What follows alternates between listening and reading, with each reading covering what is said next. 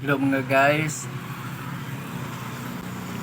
sa araw na ito ituturo ko sa inyo kung paano ko pinalitan ng battery itong clipper na to.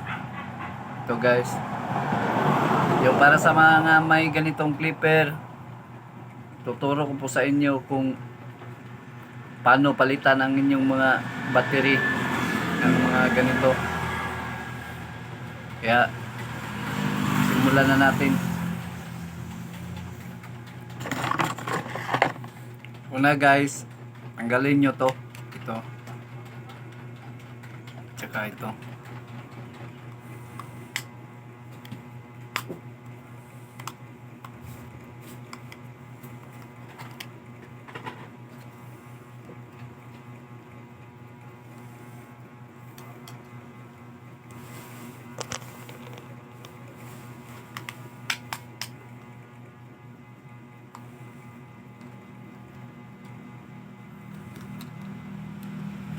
Ano ko lang guys, huwag nyo nang tanggalin to kasi hindi naman siya kailangan.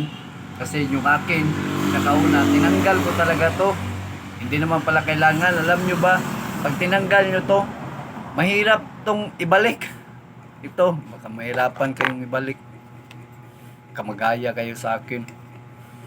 At saka may dalawang bolt dito guys. Ito, tatanggalin nyo rin.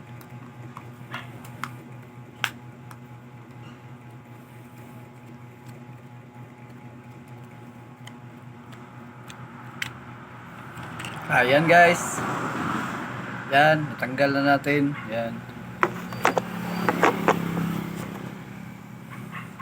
Ganito lang ginawa ko guys, oh.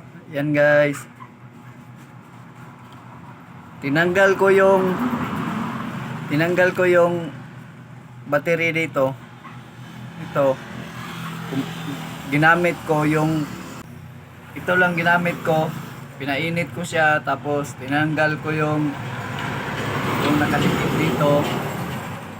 nakadikit dito tapos tinanggal ko din yung nakadikit dito. Nilagyan ko siya ng wire. Yan, kikita nyo mga guys. Yan, nilagyan ko siya ng wire. Kita nyo dito sa ilalim dito, meron naman yang nakakabit. Yun lang ang susundan nyo para para mapalitan nyo yung battery. Ganyan lang naman, ilalagay nyo lang yung hinangan nyo, tanggalin nyo yung battery, tapos bumili kayo ng battery. Ang pinakamaganda talagang bilhin nyo yung yung sa beep, yung sa Inok na battery. Ito ay luma na ito na battery nga ginamit ko, kaya yung gamitin nyo, ang maganda, mag-order kayo ng Inok, yung para sa vape, para mas mataas siya at matagal siyang lubat. At yan lang mga guys, yun lang ang may tuturo ko sa ngayon. Maraming salamat sa susunod guys. Kung gusto nyo mga ganitong mga video na mga mapupulutan ng aral kung paano ayusin ang mga clipper dyan sa mga may mga barbero dyan. Salamat po sa inyong panonood guys. Paki-subscribe na lang at mag-comment kayo sa baba kung meron pa kayong mga gustong malaman, at gagawa natin po yan ng review mga guys para maturuan ko kayo kung paano ayusin yung mga sira ng mga clipper ninyo. At saka yung sa mga maiingay na clipper, meron akong mga video dyan mga guys, panoorin nyo na lang.